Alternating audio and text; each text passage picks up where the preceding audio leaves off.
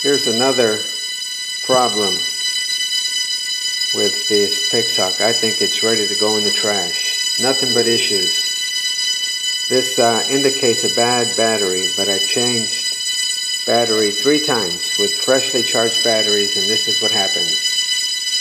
Called 3DR, and they have no idea what it is. Maybe it's time for a NASA.